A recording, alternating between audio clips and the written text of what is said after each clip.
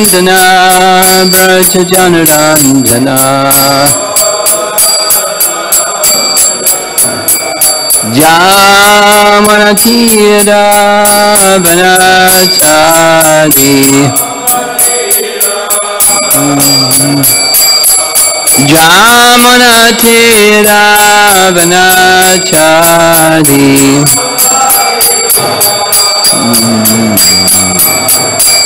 Jai Radha Madhava Kunja Bihari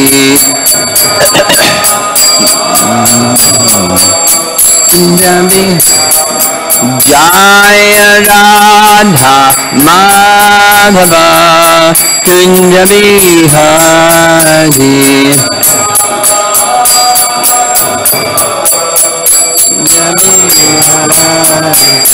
Gopi Jana Balabha Girivradhari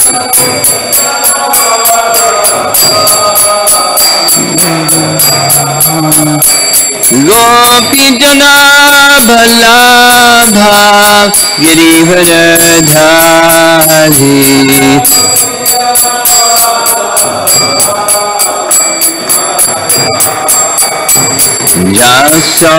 Jasodanandana Braja Janaranjana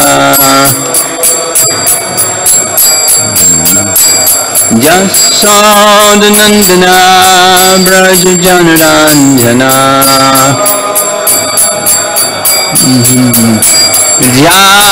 Jamanatira Vanachadi Jamunatira Vanachadi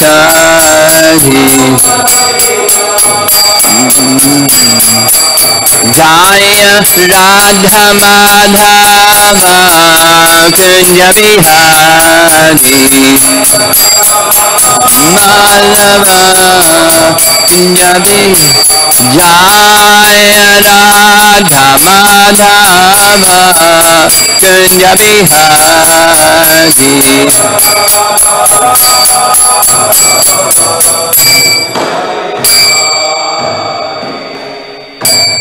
Jaya Vishnupad Paramahamsa Parivajavacharya Astatarasata Srimad Divine Grace A.C. Bhaktivedanta Swami Srila Prabhupada Ki Ananta Koti Vaishnavrinda Ki Grantaraj Srimad Bhagavatam Ki Gaur Premanandi.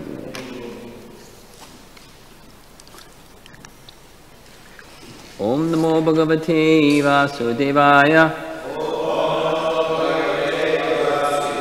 Om Namo Bhagavate Vasudevaya Om Namo Bhagavate Vasudevaya. Text 22, Canto 10, Chapter 3. This is the final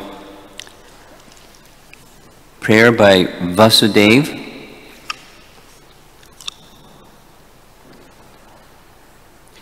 Ayam tvasabhyastava janma now grahe Shrutva grahajamste navyadit sureshura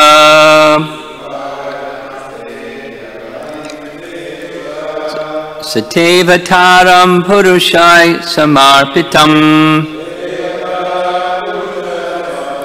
Shrutva donai va visaratya dayuda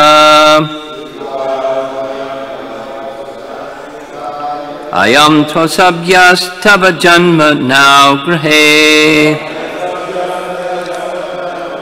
Shrutva grajamste nyavadhit sureshura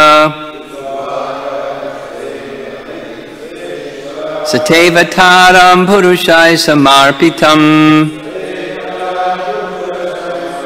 Shrutva dunaiva visaratya dayuda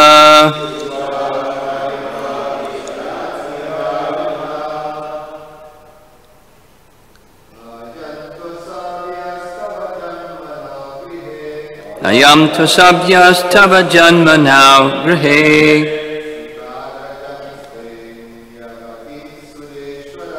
Shrutva krajamste nyavadhit sureshara Tate savataram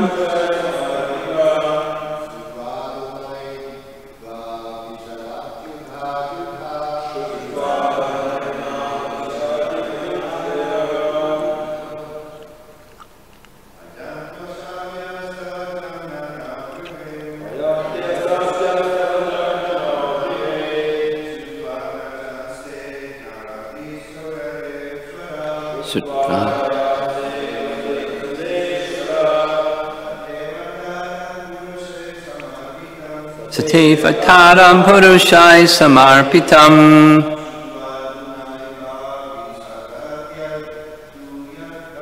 Shradvadunaiva visatam vidayata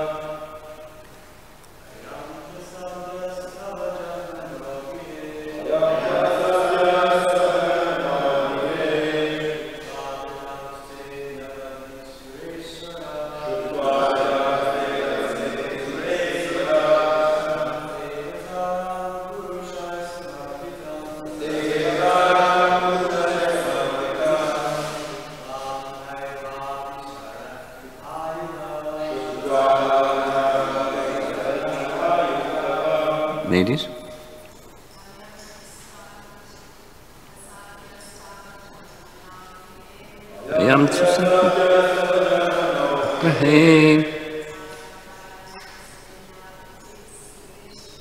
Shrutva krajamste navadit sureshara Sevataram purushai samarpitam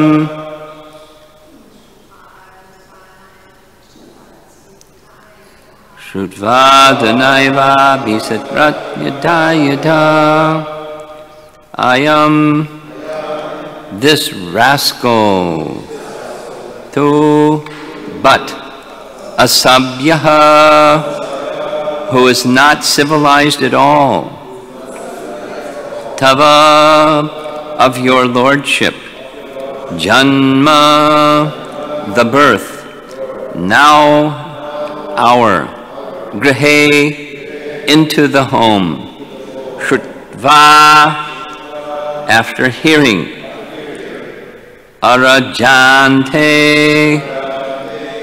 all the brothers born before you navadhit killed sura ishara O Lord of the Suras the civilized persons saha he that uncivilized Kamsa te your avataram appearance purushai by his lieutenants samarpitam being informed of shrutva after hearing adhuna now eva indeed abhisarati will come immediately udayudha with raised weapons. Translation, O my Lord, Lord of the demigods, after hearing the prophecy that you would take birth in our home and kill him, this uncivilized Kamsa killed so many of your elder brothers. As soon as he hears from his lieutenants that you have appeared, he will immediately come with weapons to kill you. Purport by Srila Prabhupada. Kamsa has here been described as asabhya, meaning, quote, uncivilized, or, quote, most heinous, because he killed the many children of his sister. When he heard the prophecy that he would be killed by her 8th son, this uncivilized man, Kamsa, was immediately ready to kill his innocent sister on the occasion of her marriage. An uncivilized man can do anything for the satisfaction of his senses. He can kill children, he can kill cows, he can kill brahmanas, he can kill old men. He has no mercy for anyone.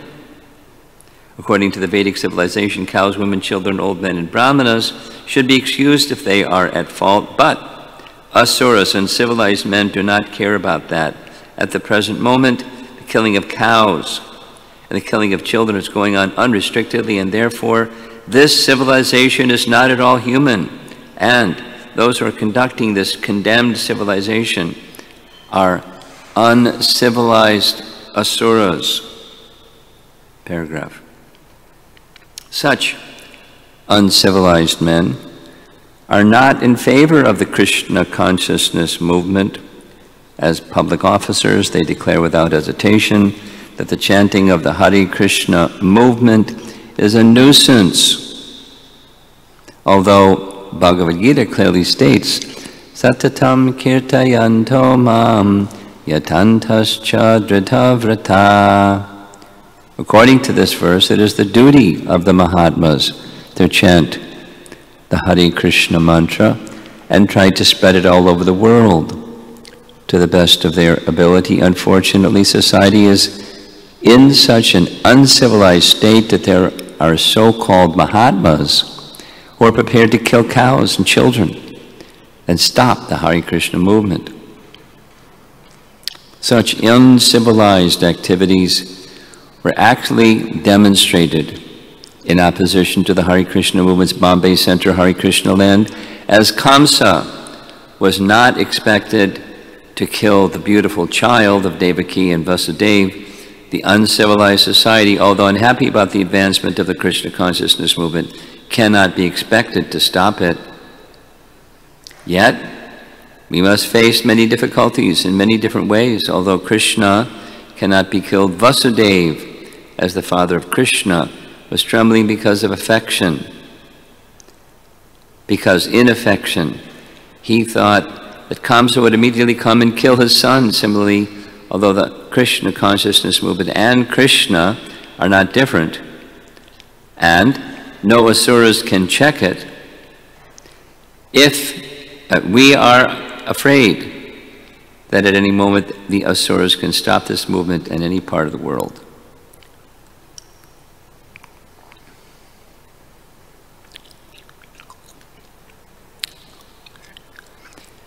For those that were not with us yesterday, we heard this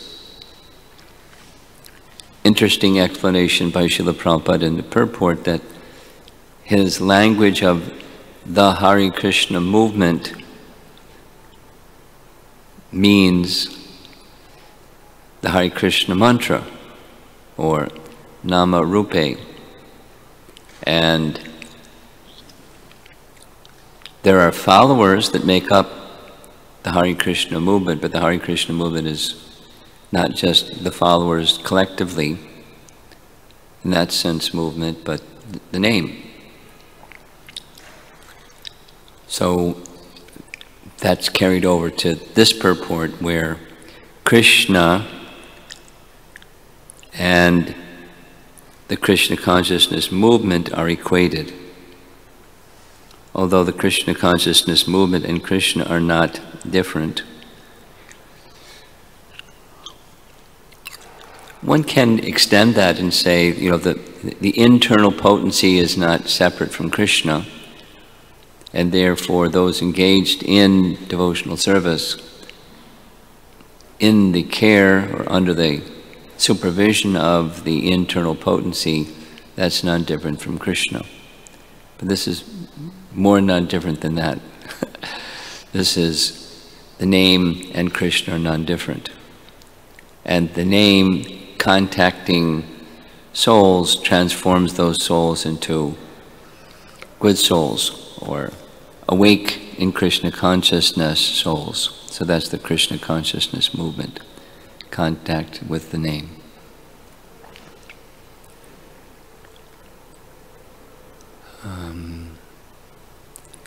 We also heard that Vasudeva clearly understands Krishna's position the Supreme Personality of Godhead, there's always this mystery, and he speaks of it. He who was unborn is born. He was the Lord of all the universe, takes his birth. He understood, he expressed in previous verses, the reason to protect the demigods. Here he's called Sura Ishwara, Sureshwara, the Ishwara of the Suras, to protect the demigods, to protect the Yadu dynasty members, because they were being harassed by Kamsa, and to protect the world, living entities in the world, and even to protect the world. So he came personally, we discussed. He comes, those things he can do indirectly through others, so it's actually the reciprocation of love with his devotees, in this case starting with Vasudeva and Devaki. So he appears as their son. So he's clear about all of that.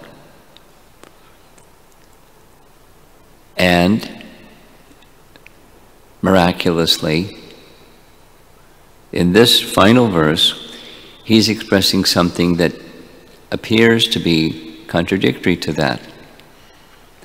And it's fear,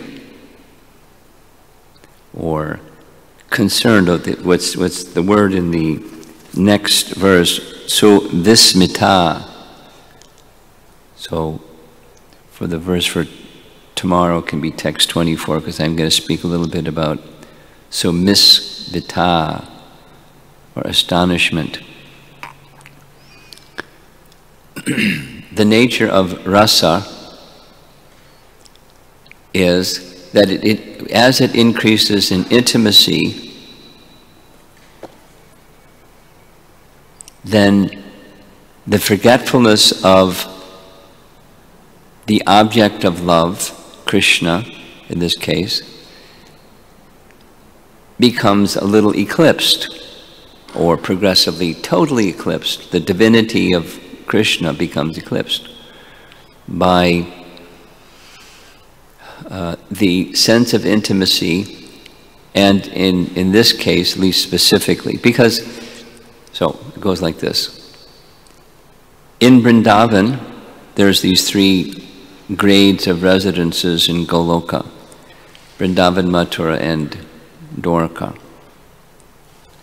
And in Vrindavan, Krishna displays his divinity, but the residents of Vrindavan, not only the gopis, all the residents of Vrindavan, they have such intimacy, or madhurya, sweetness, in their relationship with Krishna, that they can't see it.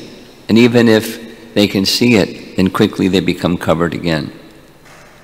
They can't see it. It's because the intimacy is so strong. Krishna reciprocates with that intimacy. Sometimes he pulls back the curtain, but then quickly closes the curtain, and they forget. And that's the way of Vrindavan. Then going further from, say, the center of the whirl of the lotus of Goloka comes Mathura, where the residents in Mathura, Vasudeva and Devaki, for example, they are somewhere in between. They see, but they don't see. They see, but then the intimacy of love helps them forget. And so then, like in this case, he's feeling fear, or he's feeling astonishment that Kamsa is going to come with his weapons raised when his lieutenants inform him, the 8th child of Devaki has been born. It doesn't say he will try to kill you, at least the way that Prabhupada has translated it as he will kill you. Now that's not possible. It's not possible that with a spiritual form you can't kill a spiritual form. You can't kill a soul. You can't kill a spiritual form.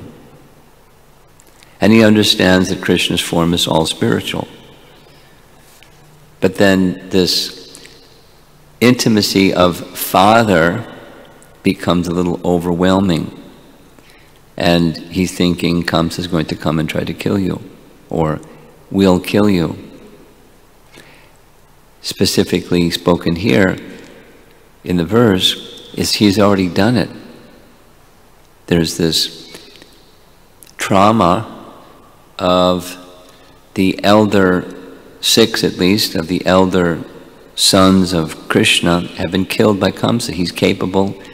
He's this bad person. We'll touch on this word shortly. Uncivilized person. He's a person who can do anything. He's already done it. And she's going to say the same thing. We're afraid for your safety. Now, one who's, because he's specifically, in the previous verse, he's appeared to kill the demoniac. Kamsa is the leader of the demoniac, but he is in the demoniac category, and the Lord has appeared to kill him.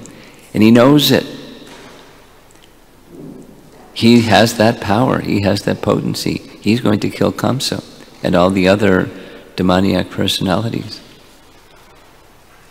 So now, if he knows that, why is he worried that Kamsa is going to kill him? It's this intimacy of love. In that intimacy of love, the divinity becomes eclipsed, and he's some other emotions. Before it was gratitude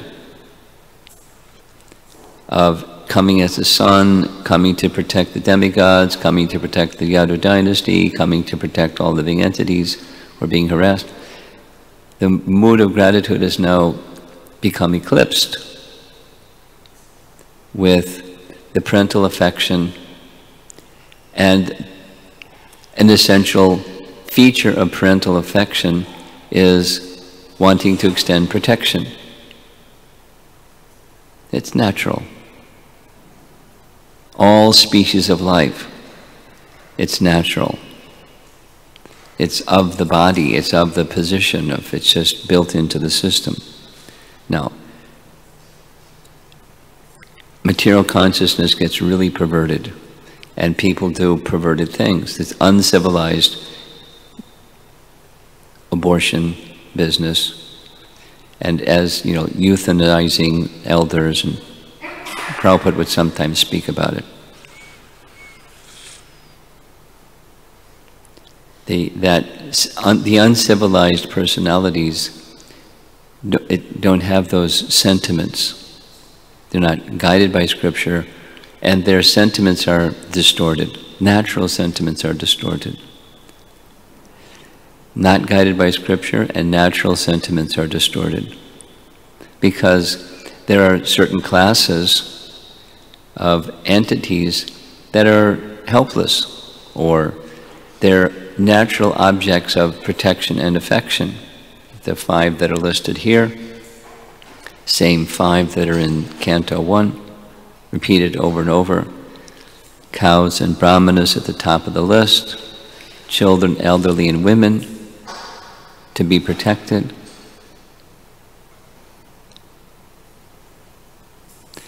Uncivilized persons don't have that. Although it's natural, it's just anesthetized or covered by their uncivilized consciousness. The modes of nature are so thick and dark that those sentiments are dulled.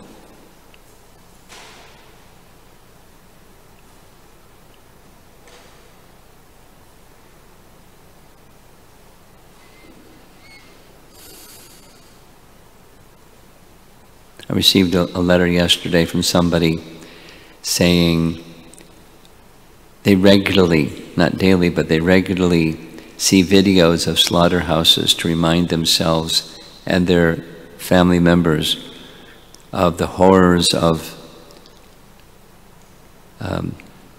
meat eating because it's a product of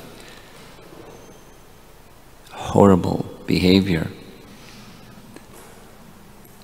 I remember, at least I was told years ago, when persons would join Vishnu Jan's bus party, when it was just the one bus, and it wasn't the whole Radha Damodar party, but Radha Damodar traveling in the bus, new young people, Western people would come and join. And so from time to time, not like on a regular basis, he would take them, the bus party members, to the slaughterhouse. And when they saw what they saw, there was no question of continuing. It's out of sight, one may not know, but when you see, you know.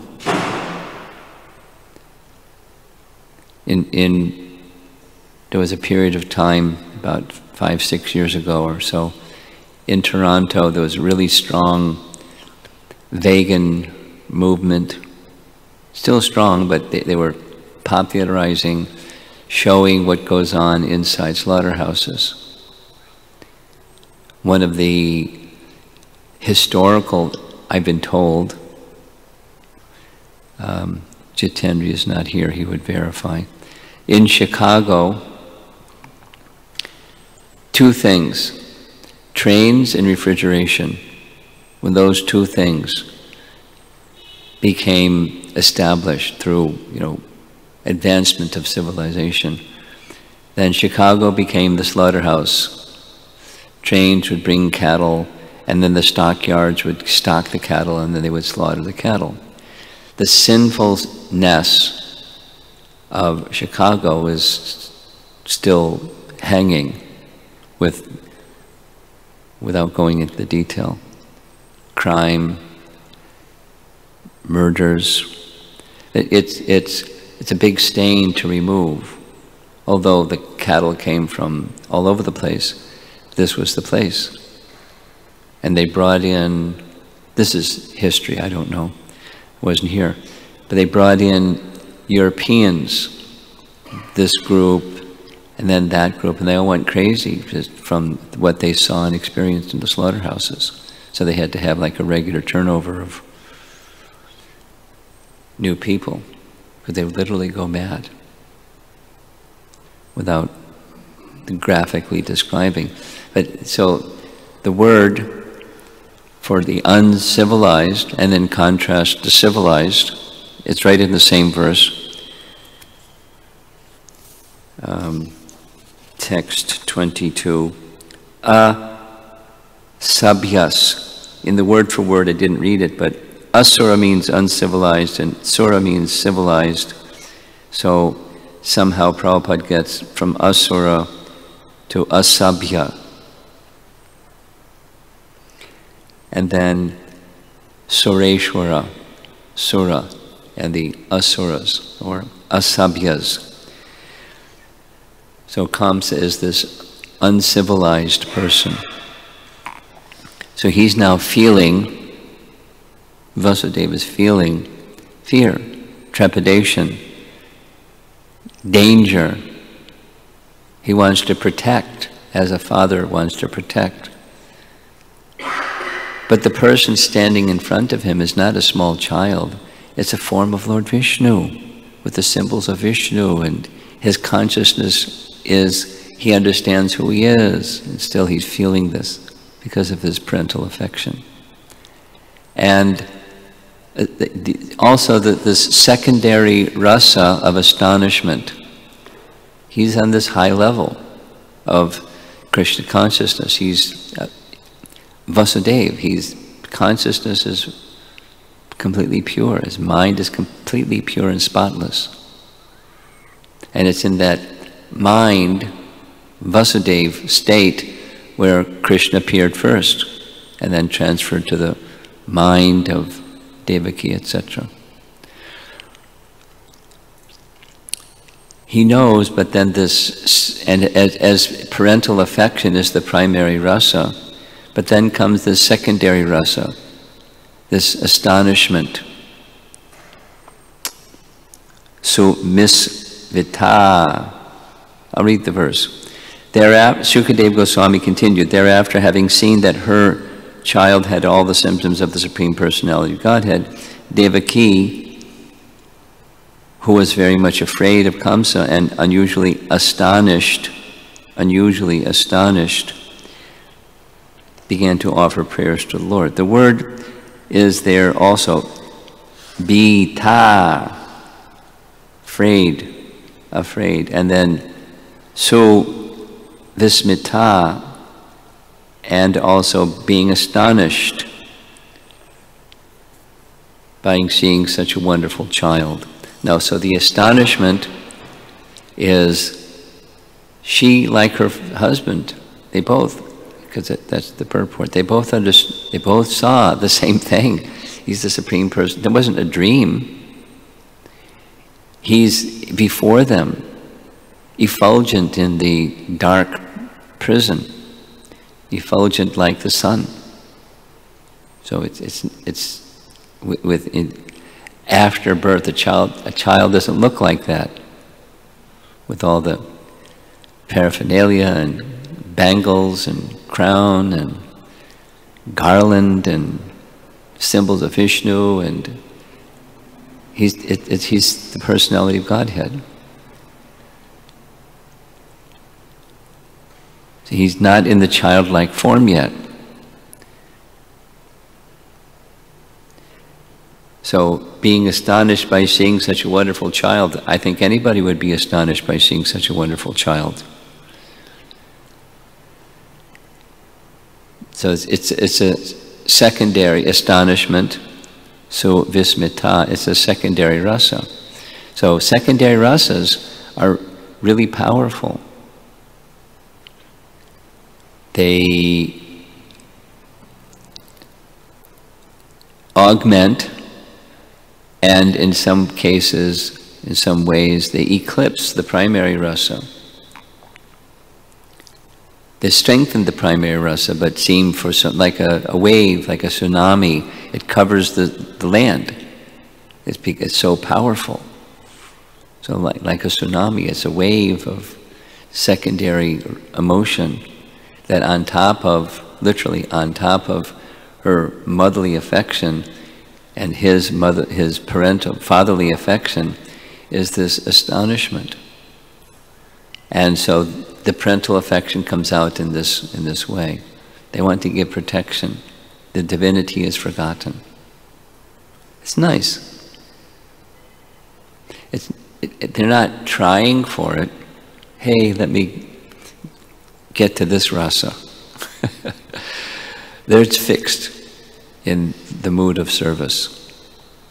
As, in this case, as parents, or whatever the mood of, when our eternal rasa with Krishna awakens, whatever that is, that's going to predominate.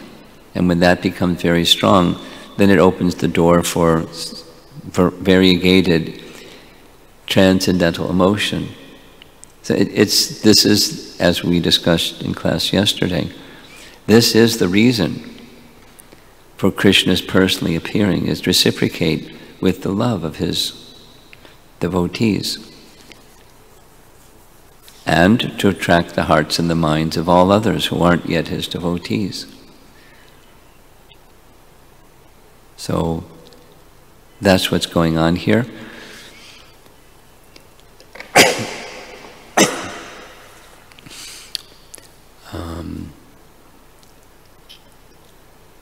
Shukadeva Goswami is narrating this.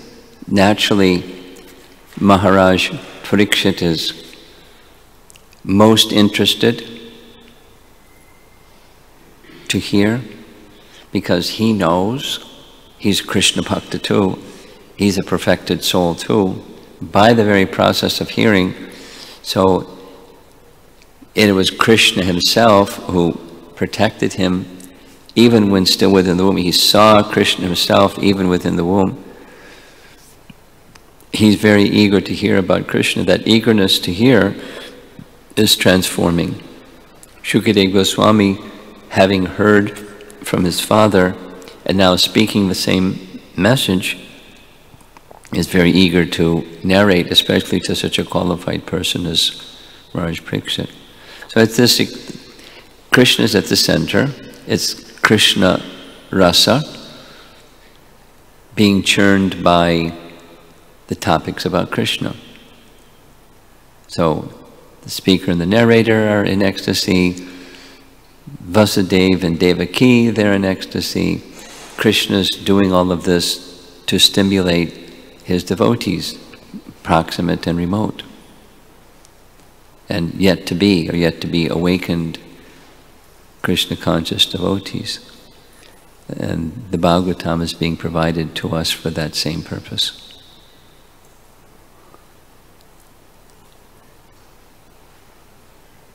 Any discussion?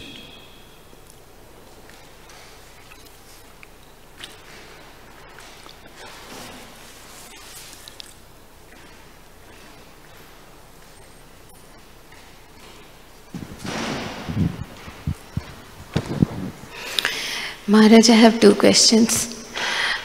First question is that it's from yesterday's discussion about Nama Rupi, like how important it is that Prabhupada is actually saying that Hare Krishna movement is, the Hare Krishna mantra is the most important factor. So I was particularly thinking that how can we deepen.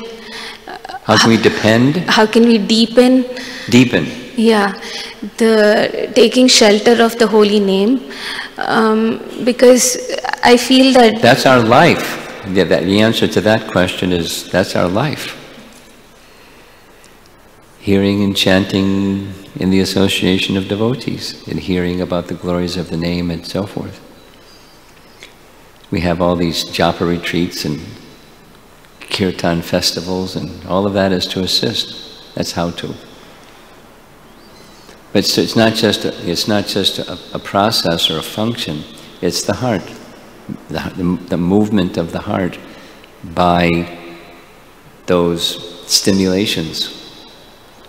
You have to, you know. So there's some the desire to want. So let's say it this way.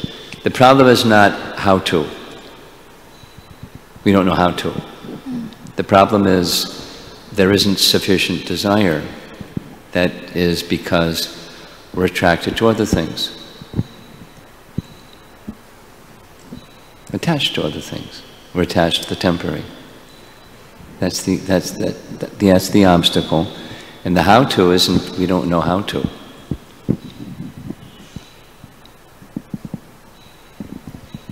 Next.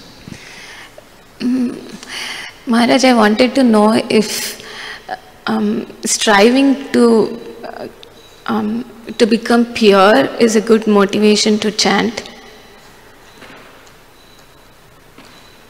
You want to know how to? No, I just want to know if striving to become pure is a good motivation to chant. It's a mode of goodness motivation. Good.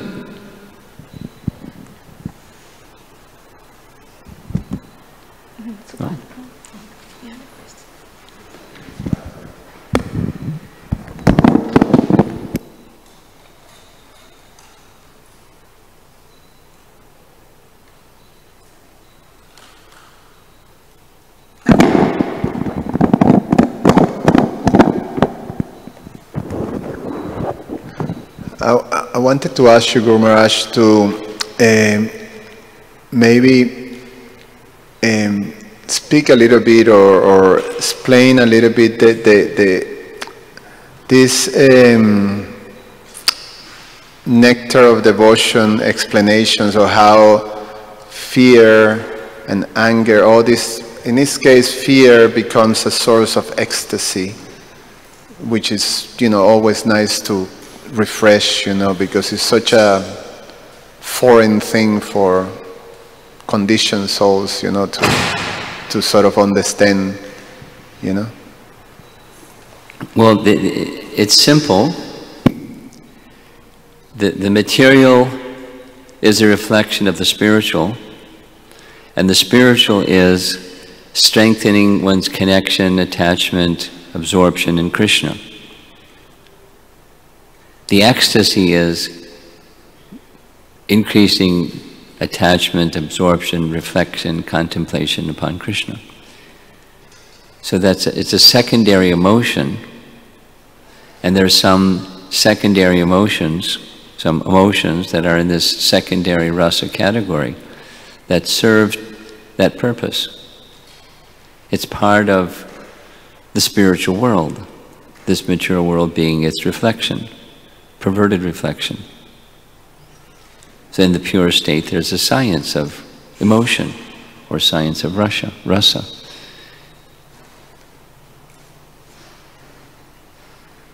And then there's combinations that enhance, and some combinations that are conflicting. And that's the whole science.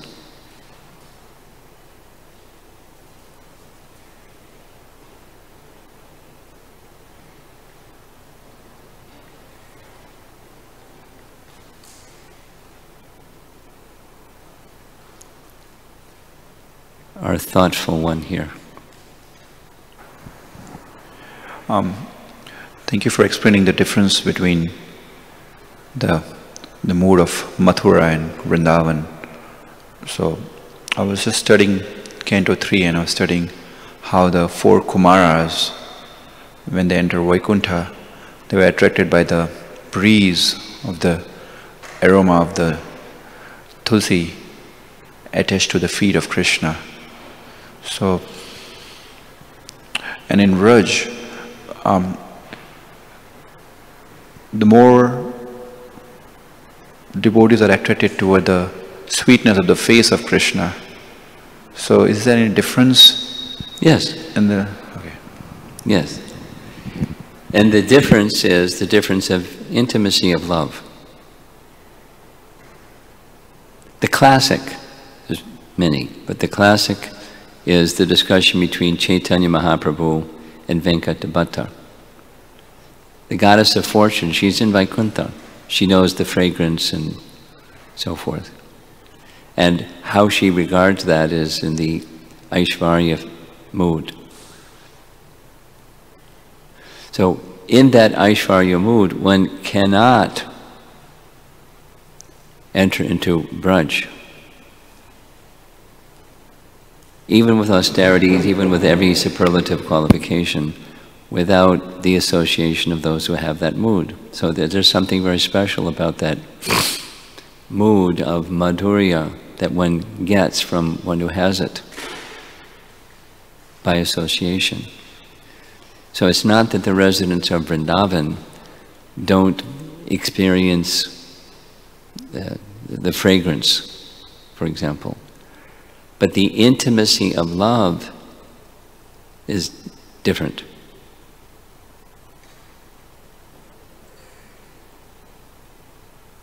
And that's how one gets it, is according to Nectar of Devotion or Rupa Goswami's teaching, through one who has it. And that was the discussion with Venkata.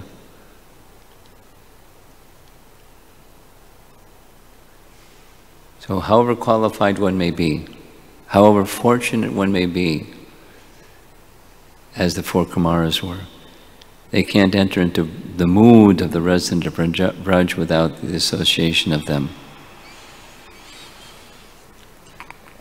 Uddhava wanted that association. Yeah, it's part of our teaching. It's right in the Bhagavatam. And so, like, in other words, Rupa Goswami isn't just making something up. It's right in the Bhagavatam. He's just unpacking it for us. So your question was, is it the same? And I said there's sameness and there's difference. The Madhurya makes it super excellent. Smelling tulsi is a mood of Rajvasi, or more, maybe I'm wrong. Smelling the tulsi leaves is more, it's a mood of Rajvasis.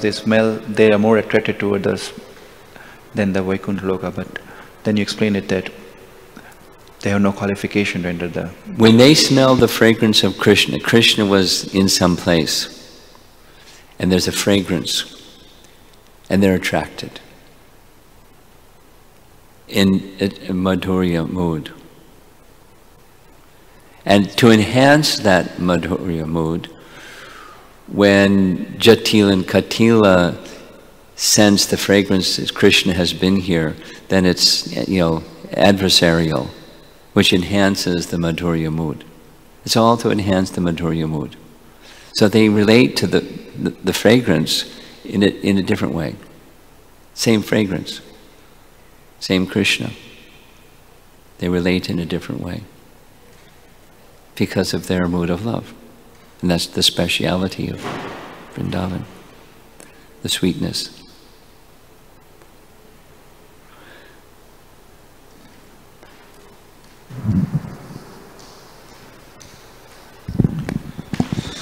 I'm trying to understand this forgetfulness of Krishna and Vrindavan, or forgetfulness of his... they don't forget Krishna, they forget the supremacy of Krishna. Supremacy of Krishna.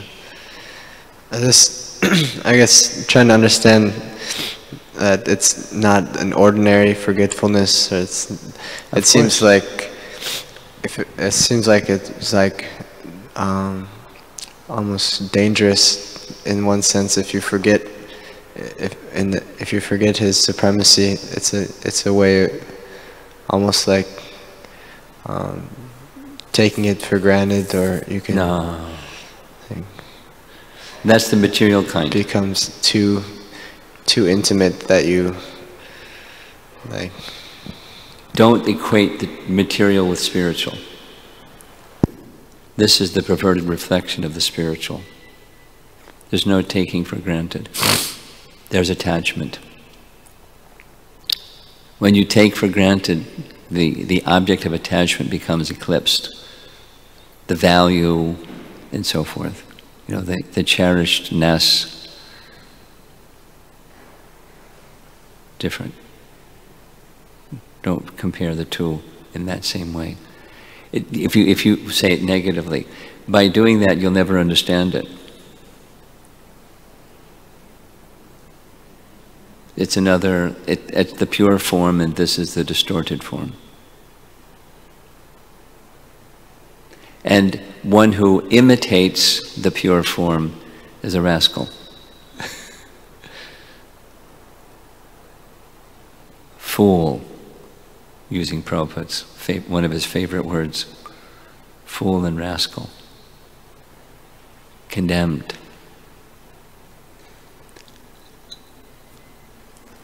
So it is to be coveted, and one requires a pure spiritual conception of everything, starting with who I am and everything else that follows it.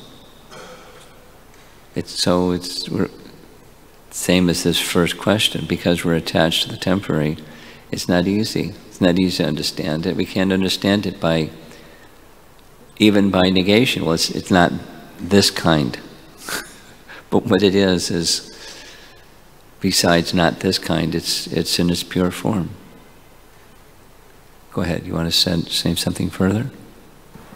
So the imitation in the reflection is, even within practicing, would be that you try to understand the Madhurya before you understand the supremacy. Also, if you... Well, not exactly. We need to understand our position as servant, and not only understand our position as servant, enter into the mood of the eternal servant in all circumstances. And then in that mood of service, depending upon the association and so forth and so on, the intimacy becomes... It's something like deity worship. There's Kishore, Kishori, the very name It's indicating that the childhood, the youth position of Krishna. And we're trained that we approach the deity, and we should, in this Aishvarya mood. Although calling Kishore Kishori or Radha Damodar, or that's not Aishvarya, Radha Damodar. Radha Govinda, Govinda. But initially in that mood, that's the vidhi that we're to follow. And to do something else is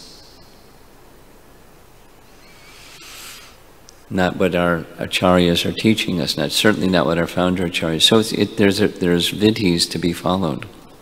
So same in our life. And those regulations help us become pure, like the other question of striving for purity, and in that state of, like Vasudeva,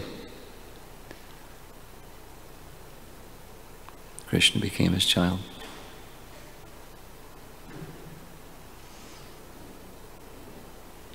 Okay. Krunaditi.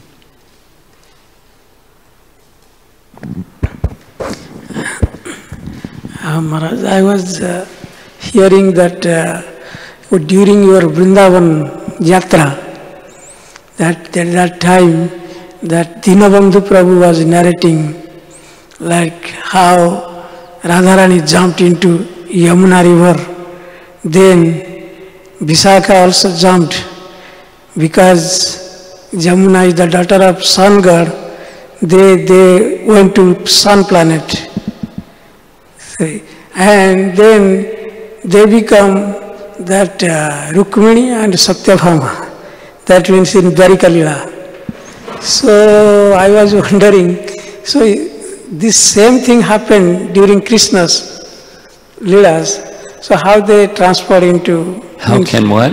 How they transfer to, because Radharani is also there in Vrindavan, and in Dwarika also she is becoming Rukmini. And Satyabhama, Visakha Satyabhama. Can you follow what he's saying?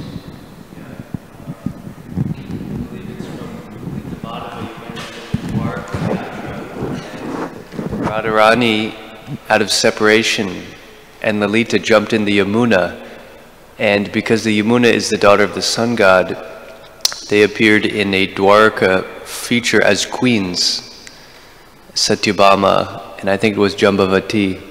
So his question is, how is it they're simultaneously existing in Vrindavan and having a form in Dwarka? Well, that's not a problem. That's not a problem. There's prakat and aprakat. Prakat and aprakat. And for that matter, they can expand themselves. It's not, you can say it's a bhava expansion, but they can expand themselves. She was not visible. Lalita couldn't be seen anywhere. Radharani couldn't be seen anywhere. So, prakat, aprakat, it's not, and expansions, that's the explanation. Their attachment was so strong, that's where they went, by Krishna's divine arrangement, to be with him. And it's all, even Krishna's being gone, he's not gone. But he was not visible.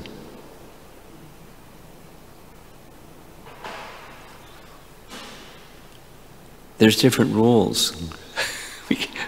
we can't be, prakat and then aprakat. We can't do that. We have these limitations. But the internal potency of the Supreme Lord has no such limitations.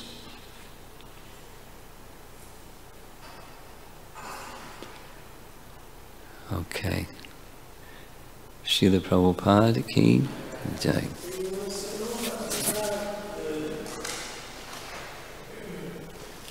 So tomorrow, text 24.